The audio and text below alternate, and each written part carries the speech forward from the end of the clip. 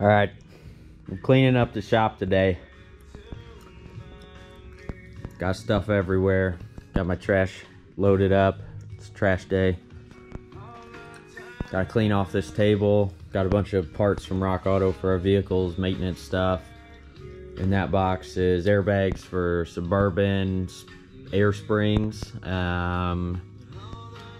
Bunch of stuff's out. Gotta clean up all of this. Probably need to drain my oil container. You can see how full it is. It's about at 14 gallons. So I'm gonna do that. But before I do that, let's check in on the old Rancheroooo, which made some progress yesterday. I was kind of stuck for a little bit. Got the coil mounted. It was just laying in there willy-nilly like, which is kind of dangerous being that there's 12-volt power supply there. I got my jumper wires here because, let's see where that is. Jumper wires for the taillight. Like, I park them in here close, you know. Good thing about this car, so small, you just push it wherever you need it, and it's got a little handle there. See that roll bar? But yeah, okay. This is the taillight. I was checking the lights, and the blinker works, and maybe the brakes. I haven't been able to check the brakes yet because I'm here by myself. But only the turn signal was working over here. No tail light. So I was like, well, let's check and see if the bulb was working. Hooked the ground up by my thumb here. Gave power to one of the leads. It worked. Gave power to the other lead. It worked. And I said, oh. So that means that we have a problem in the wiring from where the taillight goes, somewhere between there and the switch inside there. So I got to figure that out. I got a new turn signal on up here. Got it wired in right there. I'm gonna tape all that up, make it pretty so there's not just wires draped across metal that can wear through.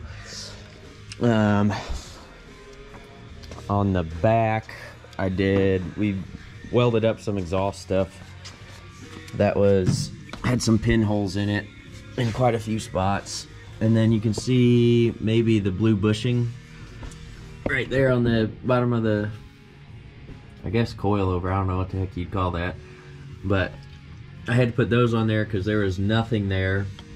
And luckily I had a leftover sway bar link that had 4 bushings and nuts. Maybe I had nuts. I think I had nuts. But I was able to use the bushings and the bushing washers to put on there, and that worked out really good. But got the new ignition switch. I was gonna put it in, but it's missing a spacer here to space it out from the dash. So I ordered that.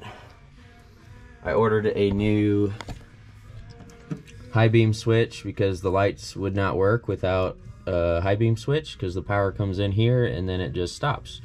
So I made a little jumper wire so I could test them. This wire was cut, and this wire goes down into this split right here. I don't know if you can see it. Let me try to get these wires out of the way.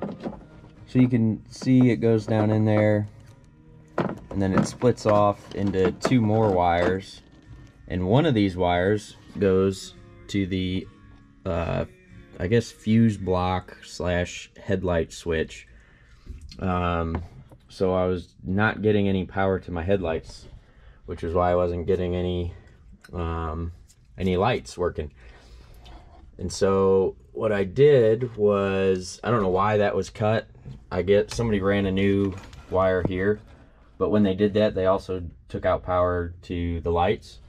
So I disconnected the cigarette lighter here, plugged it into the accessory power supply, which would then backfeed power to the headlight switch, where this because both of these blue and yellow wires go into this connector here, and you can kind of see in there how it splits off into two. So I kept this one off pretty good with tape, so that way it can't short out anywhere. And now I have power where I need power. Next I'll be going through figuring out what the heck all this is. There's another ground that is cut, or power that's cut. I don't know where it goes, so I'll have to figure that out. But luckily I have a manual for this thing, and I know where all these lights go in the dash. I still don't know what this is, but figure it out one by one, piece by piece. You can see the speedometer cable way back up in here, so that part will screw into the speedometer gauge right there. Gas pedal's in officially, but that's pretty much all. I did paint the floors, and I kind of covered up some of the other rust. That's all I wanted to do. We didn't want to spend a whole bunch more money on it, but I'm gonna keep working on it after I get this mess cleaned up.